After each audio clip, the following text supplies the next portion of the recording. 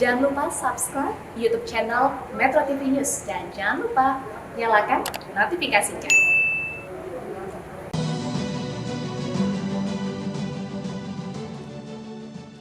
Tibalah kita ke segmen kesimpulan. Kita minta kepada para narsum untuk memberikan kesimpulan, terutama membahas bagaimana cara mengatasi sentralisasi ini.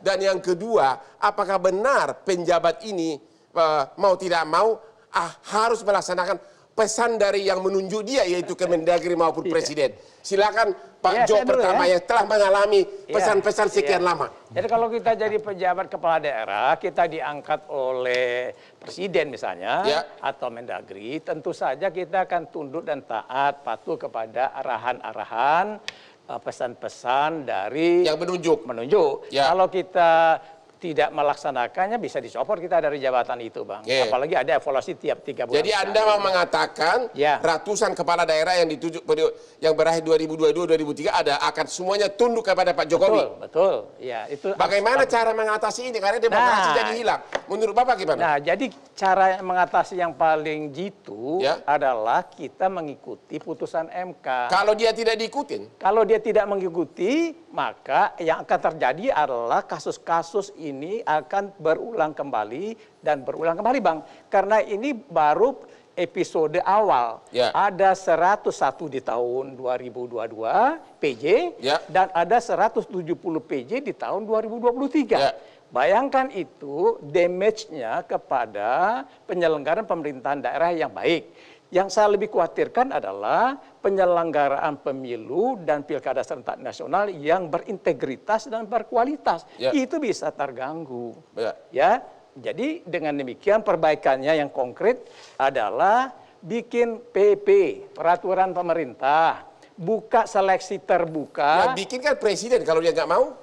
Nah itu dia, publik sekarang mengusulkan, ini kan solusinya. Kalau kita mau cari solusi dengan cara kebijakan yang ada sekarang, tidak akan ada solusi. Bapak tidak ada niat menggugat? Nah kalau yang menggugat tentu harus ada legal standingnya. Nanti kita pelajari dengan kawan-kawan dari Pak Soni, ahli hukum tata negara, Bang. Kesimpulan Bapak gimana cara mengatasi pemusatan kekuasaan di pemerintah pusat dan bagaimana caranya menghindari agar ini penjabat ini ratusan kepala daerah ini memang benar-benar adalah orangnya pemerintah pusat. Yes man gitu loh. Baik, yang jelas saya sependapat dengan Profesor Jo. Ini soal hukum birokrasi. Kita pasti tunduk tegak lurus kepada Presiden karena kepres kita dari Presiden. Sehingga untuk memastikan bahwa apa yang menjadi visi misi target dari Presiden di daerah yang kita kerja itu tercapai. Itu yang paling pertama kali. Tunduk kepada yang memerintah. Itu hukum birokrasi. Yang kedua kemudian kalau mengatakan dalam konteks demokratisasi penunjukan karena ini political appointed sebagai konsep delegasi dari Presiden, itu sebenarnya prosesnya bisa dilakukan sebelum 3 masuk ke Presiden. Jadi kan 3 usulan dari Mendagri masuk ke Presiden. Nah menjadi sebelum 3 inilah yang sebenarnya bisa dilakukan berbagai pertimbangan, konsultasi, kemudian dibuka itu. Tapi ketika 3 disampingkan Presiden, soal Presiden memilih nomor 1, nomor 2, 3, itu prerogatif Presiden.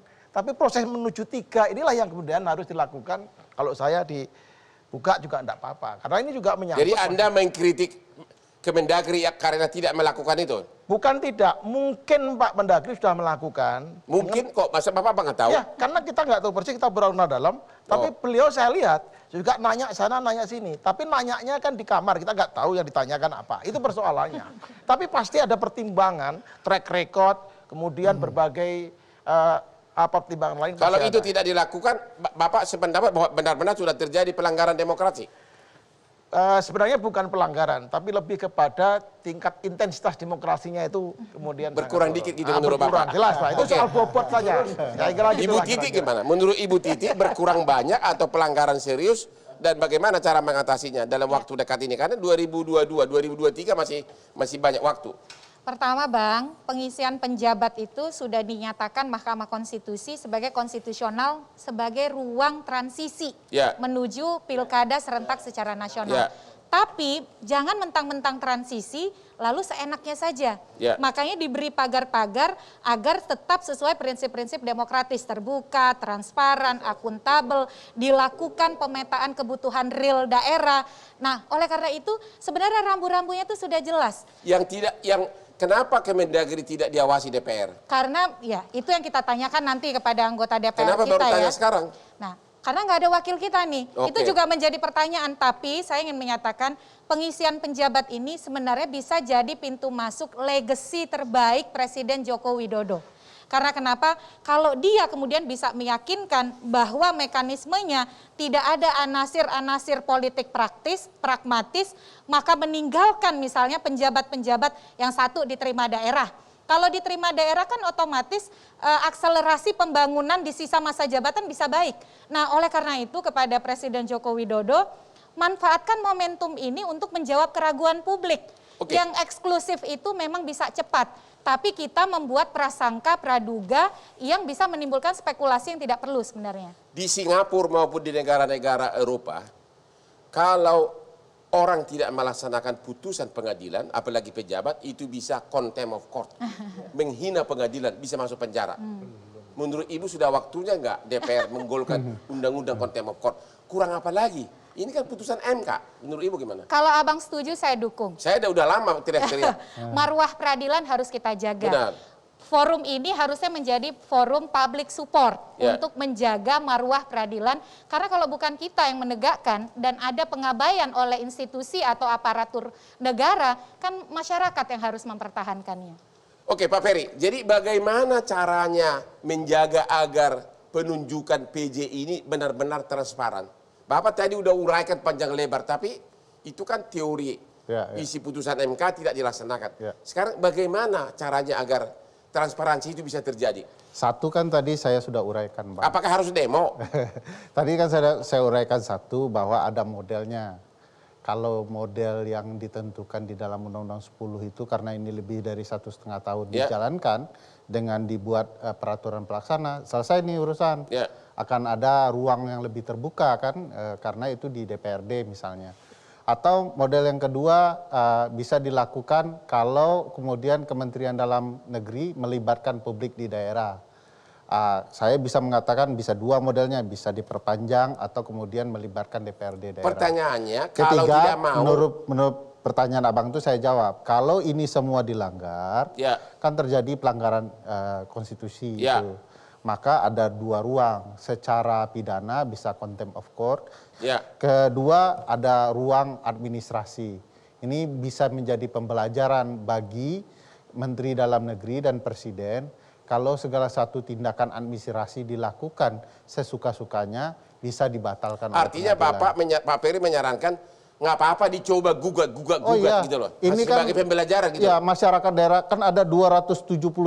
Bayangkan kalau 271 masuk pengadilan. Ini akan jadi pelajaran dan harus diingat pengabaian putusan MK, pengabaian pasal-pasal itu bisa berimbas.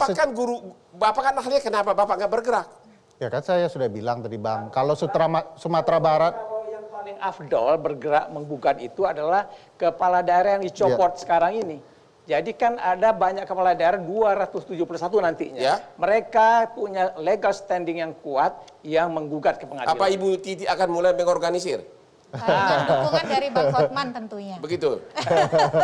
Itu cara terbaik untuk mengingatkan agar transparansi.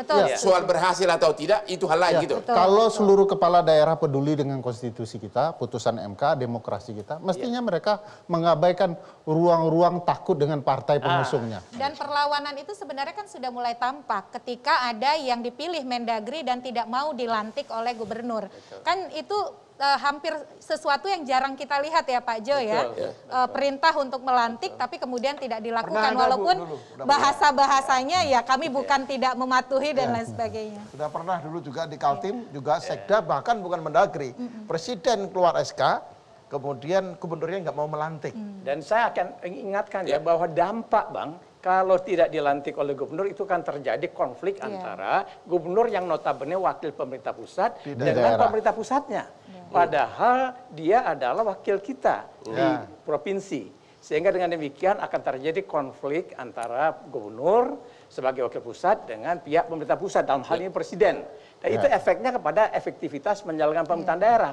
Si PJ-PJ yang diangkat ini, PJ Bupati, PJ Wali Kota, kalau tidak dilantik kan bisa di take over pelantikannya ke Jakarta oleh Mendagri. Tapi ketika dia bekerja di daerah, gubernur tidak support. Bang, tadi kan abang bertanya kenapa DPR kita diam saja. Ya, Karena kenapa itu? DPR kita diisi oleh partai pendukung pemerintah mayoritas. Sebenarnya kalau presiden dan menteri dalam negeri melanggar konstitusi sudah bisa bermasalah itu. Bisa di-impeach bahkan begitu. Tapi karena mayoritas, ya begitulah ceritanya. Itulah bagian dari tadi sentralisasi itu. Yes. Oke. Sudah. Tibalah kita kepada kesimpulan dari diskusi malam ini. Kita harus waspada terjadinya sentralisasi ke pemerintah pusat karena itu bisa melanggar konstitusi dan melanggar demokrasi. Dan kami mengucapkan terima kasih kepada para narasumber. Dan jangan lupa para pemirsa untuk selalu menonton Hot Room di Metro TV tiap hari Rabu jam 21.30 yang topiknya selalu yang hot-hot.